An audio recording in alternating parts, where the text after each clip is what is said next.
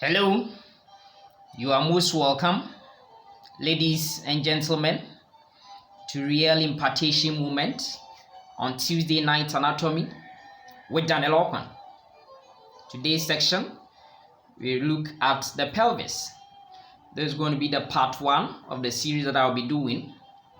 So, make sure that you keep in touch so that you follow whatever we'll be doing. Now, this time I'm not going to go through, spend time to go through the basic, osteology of these ones, because already I have, videos over there regarding the osteology of the pelvis.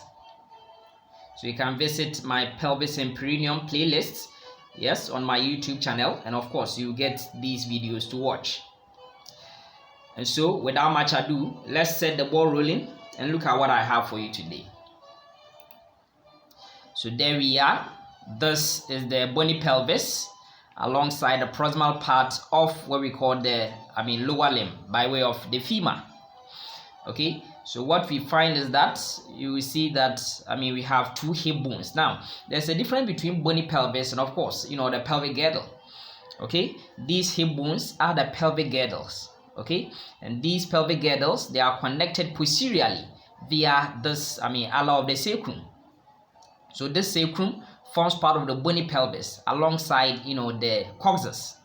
But if you talk about just the pelvis, then you have to talk about this kind of innominate bones we are talking about. It's innominate because of course it's made up of three fused bones, namely the ilium, the pubis, and of course the ischium.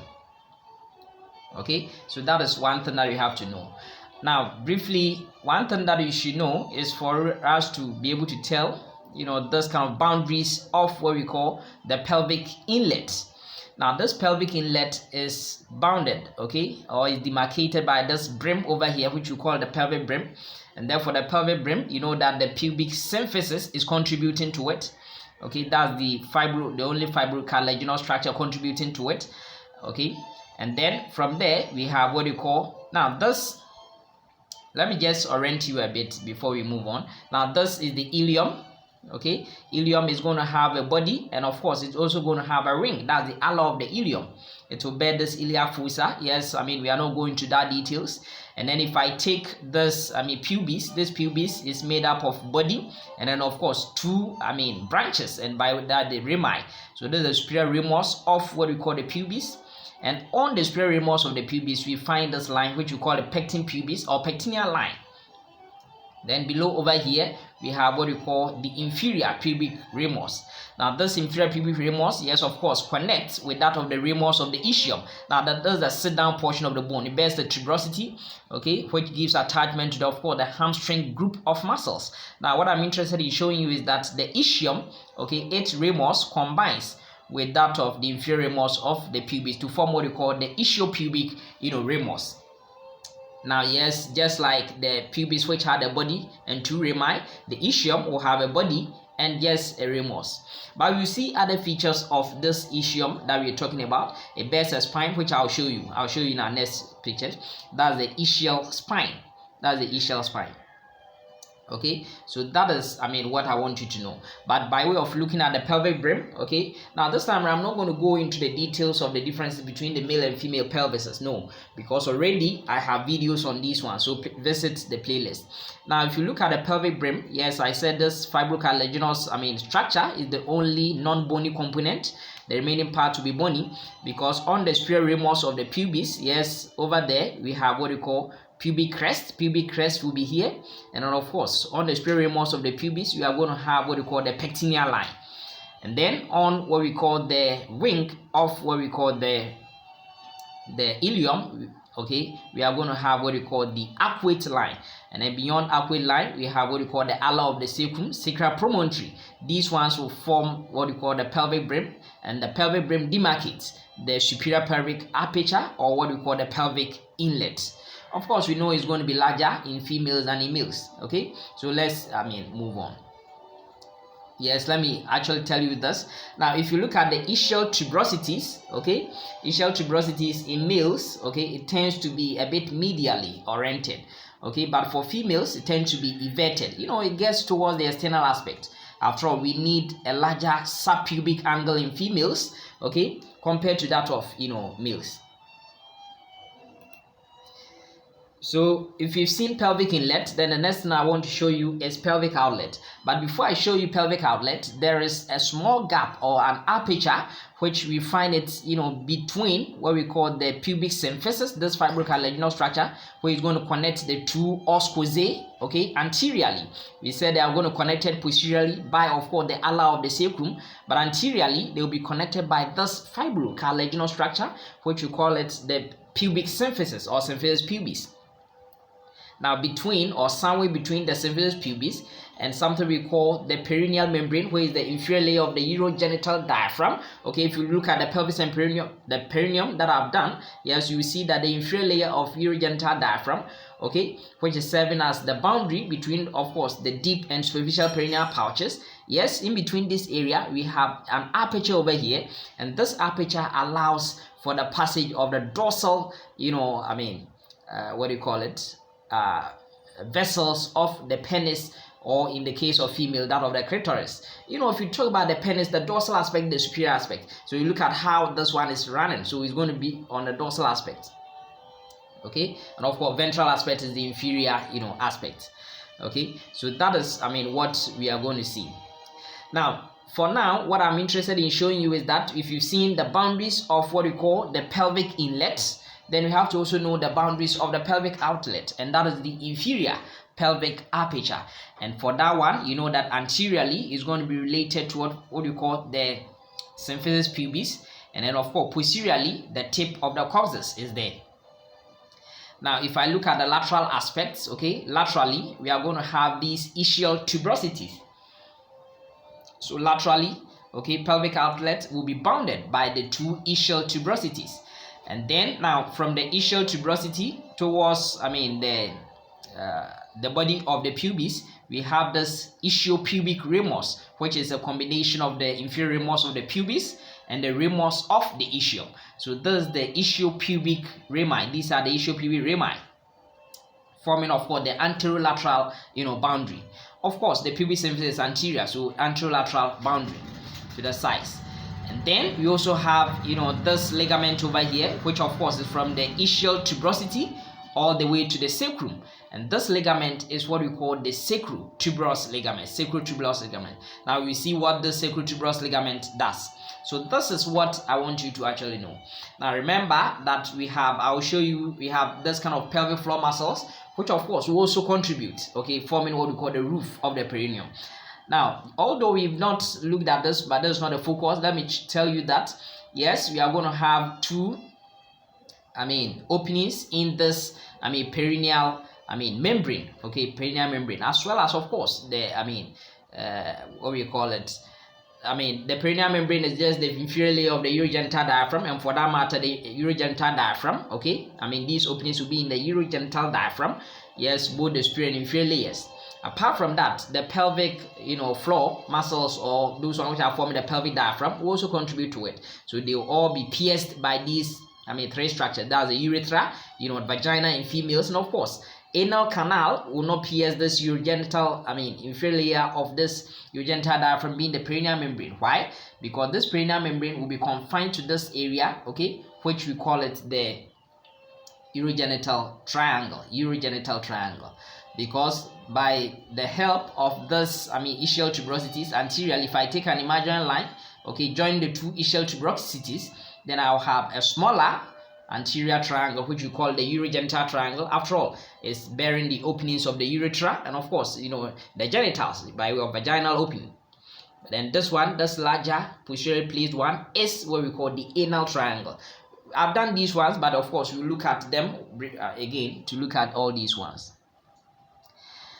Now, I will show you this one again, but what we find is that this area, okay, I'll show you. Let's move on and then I'll show you that one. All right, so there we are. Now, another thing that I want to show you, yes, over here, if you look at this is what we call the, acetabulum cavity, the cavity over here, which of course will have this, fibrocartilaginous structure, the acetabulum labrum, to deepen this, socket over here so that the head of the femur can fit in here. This is the acetabular margin. Okay, so that is what I want you to know. I said this is the body of what we call the pubis, okay, which will of course bear this tubercle over there. So now what we see, yes, we've also seen the ischial tuberosity. Now one thing here, there's an opening, yes, below, okay, anteromedial, okay, or let me say anteroinferior, but below what we call this what do you call it, acetabular cavity. I have this obturator foramen. This obturator foramen, yes, we said that in the living it will be covered by obturator membrane and giving a small opening aperture at the superior aspect. And this obturator membrane, that small aperture created upwards over there is what we call obturator canal, allowing for the passage of the, of course, obturator nerve and of course obturator artery or obturator neurovascular structures will be passing through this area. Now this is the one I wanted to show you as far as the ischium is concerned. This spine, yes, a very important landmark. That's the ischial spine. This ischial spine, yes, with this help is giving us two important areas, and this is what we call the greater sciatic notch, and then we also have lesser sciatic notch below the spine. Now these notches, yes, will be converted to the respective foramina by way of some ligament, and this ligament, yes, the deeper ligament is what we call the sacrospinous ligament, from the ischial spine to, of course, the sacrum and of course the coccyx. That's the sacrospinous ligament. And then the superficial one, yes, that one from the ischial tuberosity all the way to, of course, the sacrum and coccyx. That is what we call the sacrotuberous ligament. With the help of these ones, we said that the greater and lesser sciatic notches will be converted to the respective foramina. Okay, so that is what we see. Now one thing that I want to show you is that, yes, this greater sciatic foramen, okay, will allow for the passage of an important muscle of the pelvis, and that is what we call the piriformis. Yes, this lesser sciatic foramen, okay, will allow for the passage of an important muscle of the pelvis, and that is what we call the obturator internus muscle. Now both of these two muscles, yes, although they are muscles of the pelvis, they are not contributing to the floor of the pelvis, and for that matter the pelvic diaphragm. But what they are doing is that they are going to insert on some portion of the lower limb, yes, by way of the greater trochanter, so that they help in what we call lateral rotation of the lower limb occurring at the hip joint. So let me show you that. Now, before I will show you that one, yes, with the help of this ischial spine, three structures are related to this ischial spine closely. And those three structures, we call them the pin structures. And pin structures, the P is for this nerve that you find over here. This is the pudendal nerve. Pudendal nerve from S2, S3, S4 of the sacral plexus. Okay, that's the pudendal nerve. So you can see that it's related to what we call, initially it was in the greater pelvis. Moving from the greater, sciatic foramen, yes, eventually it's coming into the lesser sciatic foramen, going into the perineum, okay, by running, at the posterior aspect of what we call the ischial spine. So apart from this pudendal nerve, yes, we also have, internal pudendal vessels, okay, and then apart from that, we have nerve to obturator internus. After all, I told you that obturator internus, yes, will be moving, okay, through what we call the lesser sciatic foramen. Let me show you that. So these are the two muscles which are part of the pelvis. Now, if you look at the myology of the pelvis, we have two groups of muscles. One group is going to work on the lower limb, and the other group is going to work, form the pelvic floor muscles. Okay, so this is one of those muscles. This muscle is known as the piriformis muscle, this pear-shaped muscle, piriformis muscle. And this piriformis muscle, yes, is going to insert on the greater trochanter of the femur. Okay, by running through, okay, so its origin, you can see, is coming from somewhere on the sacrum, okay, on the anterior aspect of the sacrum, and then running through the greater sciatic foramen, yes, going to insert on the greater trochanter of the femur. Now what we find is that you can see there are two apertures over there. Let me say there's one over here, there's another below this piriformis muscle. Now what we find is that above over here we have what we call the superior gluteal nerve and vessels will be related to it, and below we have inferior gluteal nerve and vessels. Okay, now you get to know that inferior gluteal nerve and vessels will be supplying what we call the gluteus maximus muscle, but of course the superior gluteal nerve and vessels will rather be supplying what we call the gluteus medius, gluteus, minimus, and of course tensor fascia lata. So that is what you have to know. Now I'll show you other things. There's an important nerve which I'll show you, the sciatic nerve, which will be running deep to the sciatic nerve, which could be compressed, leading to what we call this piriformis syndrome we talk about. Now one thing over here is that the obturator membrane, obturator foramen that I showed you, which we said that to be covered by a membrane, okay, the inner aspect. Now this one I can see the iliac fossa. That means that I'm looking at the inner aspect. So there's a hemisection of what we call the pelvis, showing me lateral half of it, and over here taking attachment from the inner aspect of the obturator membrane.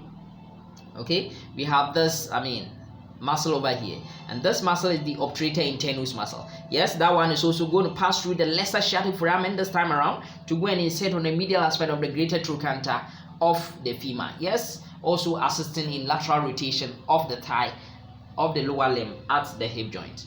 Okay, so that is what we see. Now one thing that we find is that this obturator membrane, yes, will have its fascia, just like the piriformis having its own fascia, its own covering. The fascia thickens, okay, and then gives attachment to something else I'll show you. Okay, so this is the piriformis muscle. We said that it's coming through the great sciatic foramen all the way going to insert on what we call the greater trochanter of the femur. Okay, greater trochanter of the femur. And we said that running deep to it, okay, we have this nerve, and that is the sciatic nerve. And this sciatic nerve is very important. Yes, it's going to supply, yes, essential, give innervation both cutaneous and motor, yes, to essential the lower limb. So that is the sciatic nerve, very important. And just lying medial to the sciatic nerve is what we call the posterior cutaneous nerve of the thigh. So the sciatic nerve could be compressed, and that may lead to that kind of piriformis syndrome. Now I told you that related to the ischial spine, we also have another thing, and that is the nerve to obturator internus. So whenever I see ischial spine, because he said the obturator internus will be running or be coming out through what we call the lesser sciatic foramen. So that nerve, okay, which will be running from the great sciatic foramen, yes, running up below what we call the ischial spine, relating to it is what we call nerve to obturator internus. One of the pin structures. Yes, we also said that pudendal nerve is part of it. Yes, apart from that, we also have internal pudendal nerve and vessels also relating to it. So there we are. Now, what I'm interested in showing you is that over here, I said that the fascia, the obturator internus fascia, yes, okay, what happens is that there's that thickening, okay, that thickening gives attachment to what we call the, pubococcygeus muscle. Okay, the PC muscle, and that thickening is known as the tendinous arch, so that it gives attachment to this pubococcygeus muscle. So over here we've seen the two groups of muscles already. Now the next group of muscles that we are going to look at is what we call those ones which are going to form the pelvic floor muscles or the pelvic diaphragm. And one of those muscles taking attachment from this obturator, the thickened fascia of this obturator internus muscle, being the tendinous arch, is what we call the pubococcygeus muscle. Sorry, that's iliococcygeus muscle. Okay, so from the ilium all the way to the coccyx. So, and as well as of course the sacrum, iliococcygeus, so not pubococcygeus. And then even medial to this iliococcygeus muscle, I have what we call the pubococcygeus muscle. Now this pubococcygeus muscle is very close to these kind of openings over there, okay, openings by way of the anal canal, anal opening, by way of the vagina, by way of the urethra. Okay, so those ones, which the muscle which is related to it is the PC muscle, the pubococcygeus muscle, and that's the muscle which you have to exercise it to strengthen it. Why? Because at the end of the day, this muscle will give off some strength, some fibers to move around the rectum, so that we form what we call the puborectalis muscle. Okay, it will move around the urethra, the vagina in the case of to form pubovaginalis. It will move around the urethra to form pubourethralis. So that is what we call the pubococcygeus muscle. and the pubo, rectalis is very important. That's why sometimes it's separated, because yes, it keeps this kind of, endorectal angle, okay, and that is a very important muscle of anal, incontinence, okay. So fecal incontinence, okay, or that one could be prevented if this muscle, its integrity is intact, okay. So that muscle of fecal continence, okay, keeping, fecal matter in there, controlling it, is what we call the puborectalis muscle, okay. So that is what we see. Now I will show you, let me show you in another picture. Yes, so this is real-time section showing you that one. Now what we see is that we have this, this muscle, okay, which is taking attachment from this tendinous arch, which is thickened portion of the obturator internus muscle, the fascia of obturator internus muscle. That is the tendinous arch, taking attachment, yes, all the way from what do you call the sacrum and coccyx. That is the pubo coccygeus, what do you call it, iliococcygeus muscle, okay, iliococcygeus muscle. And I said that medial to iliococcygeus muscle we have what we call the pubococcygeus muscle, the PC muscle, and that's the muscle we exercise, okay, in that kind of Kegel exercise. We said that this one will give fibers to go around these three openings, and one of them going around, yes, the rectum, so that we form puborectalis muscle around the vagina, pubovaginalis around the urethra, pubourethralis, yes, contributing to the sphincteric rules.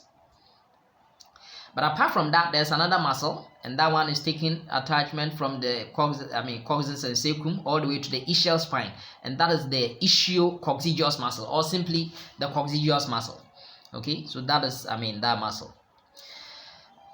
Now one thing I want to tell you is that if I combine, okay, pubococcygeus muscle, iliococcygeus muscle, okay, we form what we call levator ani muscle.